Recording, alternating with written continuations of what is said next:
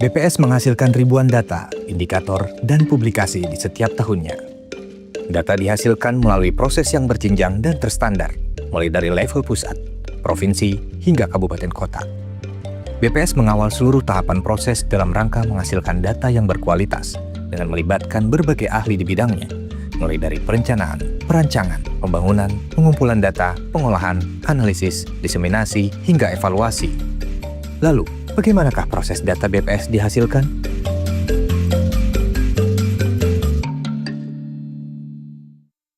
Proses data dihasilkan di BPS melalui serangkaian survei maupun sensus. Khususnya survei adalah berbasis standar yang sering kita gunakan bernama GSBPM atau General Statistical Business Process Model. Nah, ini adalah standar yang direkomendasikan oleh internasional, terutama United Nations, di mana ada serangkaian tahapan yang harus kita lalui dalam proses tersebut. Dan ini sudah dilakukan sejak lama, dimulai dari specify need, design, build, collect, process, analyze, dan disseminate. Nah, semua tahap itu kita lakukan dimulai dari specify need, kita mengumpulkan kebutuhan-kebutuhan indikator yang harus dihasilkan, misalnya indikator RBJMN atau Nawacita dan lain-lain. Nah, dari stakeholder itu kebutuhan apa, indikator yang harus dihasilkan, kita identifikasi variabel apa yang harus dikumpulkan. Nah, dari situ kita akan membangun kuesioner, ya, kuesioner yang akan digunakan di dalam pengumpulan data tersebut, dan juga instrumen lain adalah pedoman.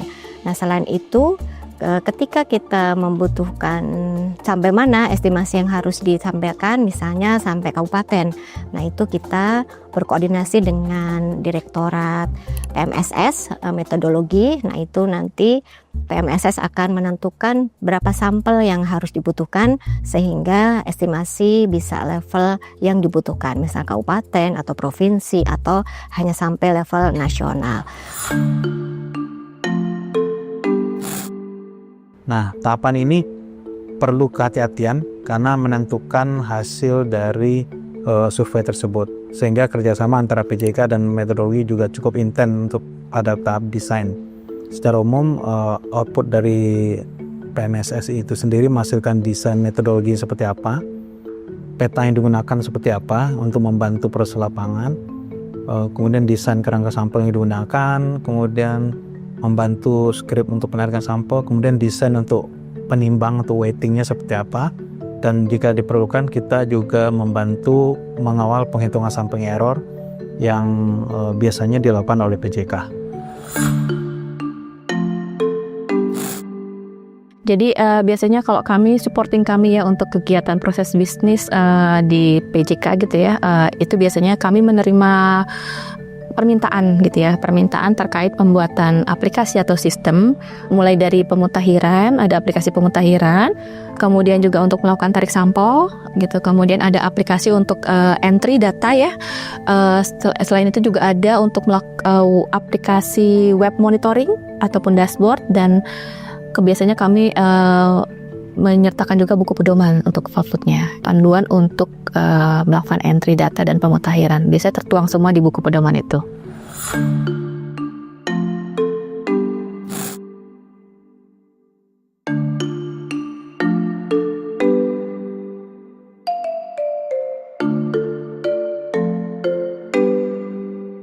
Kami menerima informasi ataupun instruksi dari BPS Provinsi DKI Jakarta terkait kegiatan yang harus kami lakukan, termasuk di dalamnya misalkan ada survei, maka di sana sudah jelas kapan waktu pelaksanaannya, tahapan-tahapannya, kemudian petugas yang akan dilibatkan berapa banyak, termasuk juga sampai dengan nanti pelaksanaan anggarannya juga kemungkinan biasanya seringkali juga muncul seperti itu, Mas.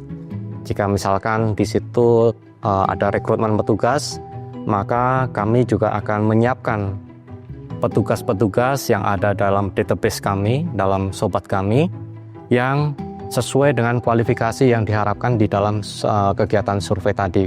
Sesuai standar BPS, setiap akan melakukan kegiatan survei ataupun sensus, yang dilakukan pertama adalah menyamakan pemahaman petugas terkait dengan konsep, definisi, kemudian SOP, kemudian tahapan-tahapan apa yang harus mereka lakukan melalui pelatihan-pelatihan.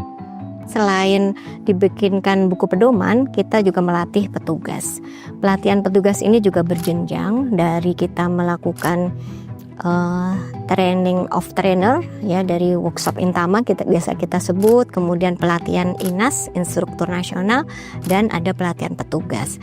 Untuk kegiatan-kegiatan yang skala besar juga atau yang sifatnya ada kontrak, salah satu klausul kontrak di dalam petugas juga menyebutkan bahwa mereka wajib menjaga kerahasiaan yang ada dalam kontrak itu tidak terbatas ketika mereka melakukan pekerjaan.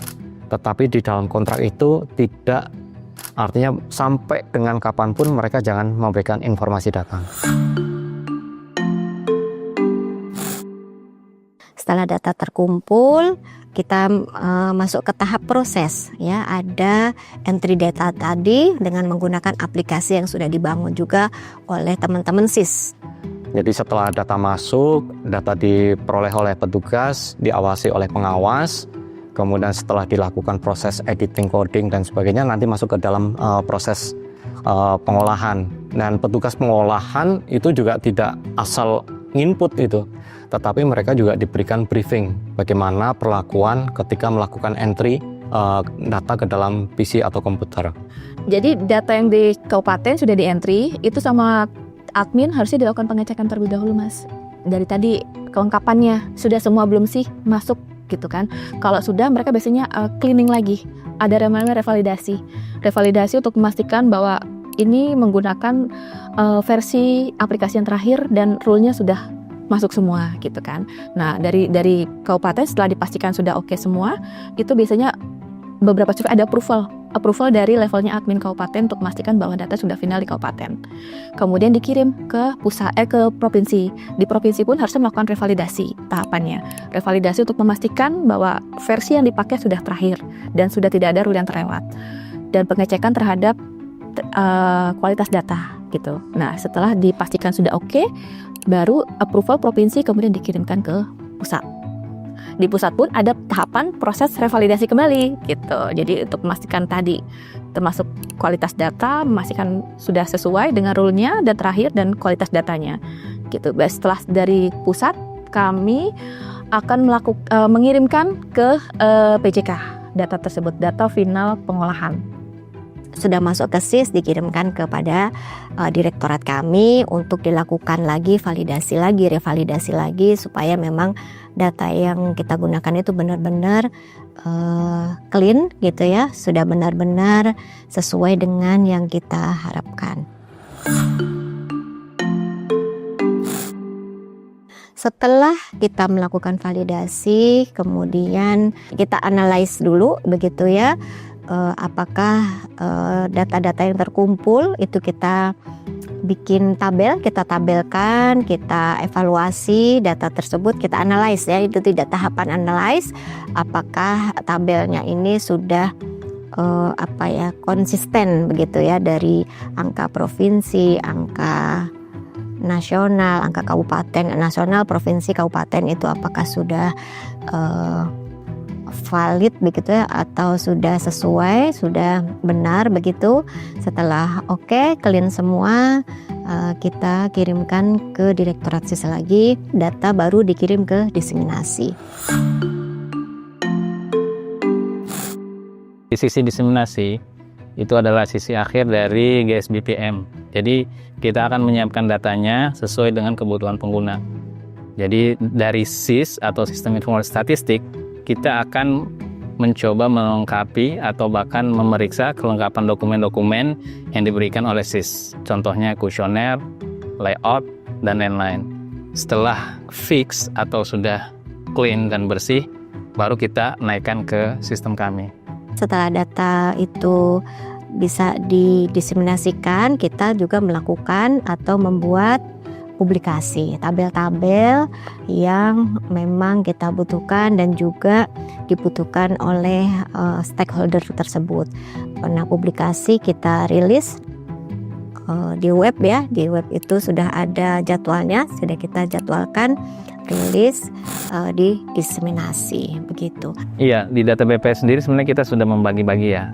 Ada data BPS itu yang bersifat publik, artinya semua user bisa mengaksesnya. Contohnya semua yang ada di website BPS itu tentu saja bisa diakses, baik menggunakan download ya, download seperti biasa atau menggunakan web API. Itu bisa.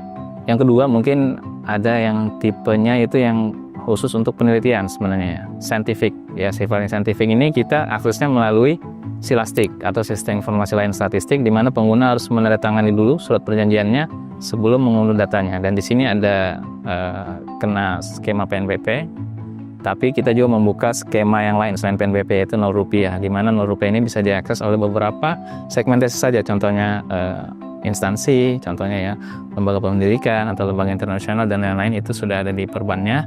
Jadi kita dalam hal ini sudah membuka akses ke seluruh segmentasi, bahkan juga kita membuka akses ke KL-KL, di mana KL-KL yang memiliki MOU atau PKS, mereka juga bisa dalam hal ini meminta atau melakukan pertukaran data dengan BPS. Kalau misalkan datang langsung, kami akan layani melalui PST di seluruh Indonesia ya, bukan hanya di pusat tapi di daerah juga. Kemudian selain itu kita melakukan online, akses online terbuka 24 jam melalui website BPS, melalui pelayanan statistik terpadu, websitenya ada juga. Satu lagi kita memiliki Allstat ya. Allstat ini aplikasi berbasis Android dan juga berbasis Apple iOS, jadi bisa diunduh oleh pengguna. Jadi itu juga bisa membuka wawasan pengguna juga, karena situs datanya sama persis sebenarnya di website BPS. Di kami penjaminan kualitas itu ada namanya Quality Gates gitu. Salah satu tools yang kita gunakan adalah Quality Gates. Quality Gates itu istilahnya kayak gerbang gitu. Gate itu kan gerbang ya. Kalau quality itu kan kualitas. Jadi dia gerbang kualitas. Jadi kalau misalnya kita ingin lewat suatu gerbang, kita harus ada standar yang harus terpenuhi nih. Misalnya pada saat kita lewat pintu tol kita harus cukup nih saldonya kita gitu. Begitupun dengan data gitu kan. Kalau misalnya di tahap specify need ingin masuk ke tahap desain, itu harus ada ukuran-ukuran kualitas yang terpenuhi gitu. Itu namanya istilahnya quality gate. Jadi ada ukuran kualitas di situ. Kalau di BPS itu kita ini melakukan penjaminan kualitas dari setiap lini, dari setiap tahapan gitu kan. Dari mulai specify need, dari tahapan desain, build, collect, process, analyze, disseminate sampai evaluate gitu. Jadi ada proses evaluasinya untuk perbaikan kegiatan statistiknya ke depannya. Jadi semuanya kita kawal proses penjaminan kualitasnya. Dan termasuk juga dari orang-orangnya gitu, dari lini-lininya, karena kita juga kan sudah melatih gitu, menginternalisasikan penjaminan kualitas ini ke seluruh unit kerja yang ada di BPS, baik BPS pusat maupun di BPS provinsi dan kabupaten kota gitu. Jadi semua pegawai di BPS itu komitmen untuk menjaga kualitas data yang ada di BPS seperti itu. Badan Pusat Statistik sebagai penyedia data statistik di Indonesia berkomitmen untuk selalu menghadirkan data berkualitas bagi publik sesuai proses bisnis yang mengikuti standar internasional. Berbagai penyempurnaan akan terus dilakukan dalam tiap tahapan proses, karena Badan Pusat Statistik hadir untuk mencatat Indonesia.